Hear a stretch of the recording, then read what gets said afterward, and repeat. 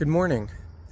Have you ever heard the opinion that marketers are fearmongers, that they're always trying to scare people into doing something that the marketers want them to do? Let's say, for example, you go to the website of a gym or a fitness center and there's this big message there saying, if you don't exercise, you're going to be unhealthy. Something like that. Well, I'm sure there are marketers that do that exactly for that purpose, but I want to flip things a little bit. This is part 2 of my series on content with personality.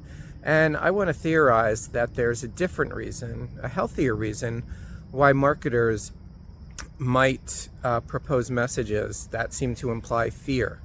And that's simply because marketers know that they're writing, whether it's a blog, a white paper, anything else, they know they're writing for a specific audience and that the audience has some particular needs.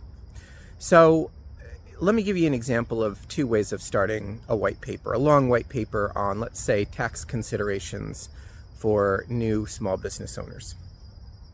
One blog might start with just a dry listing of all the tax considerations that a small business owner needs to keep in mind. Here you go. Here's the income tax.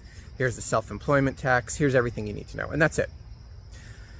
Now, another blog might start by saying, are you a small business owner concerned about the taxes you need to pay? Are you concerned that you might make a mistake and that the IRS is going to come calling in 6 months or 9 months? Right? That's the kind of message that someone might say, oh, they're just trying to get business owners scared.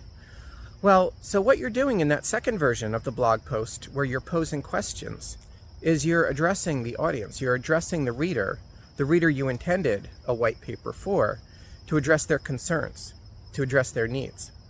If you're a small business owner and you're coming to the website of a CPA firm, it's presumably because you're driven to do so by some need, a need for information, or maybe you are concerned, maybe you are a little bit afraid, and you just want to make sure that you don't make mistakes.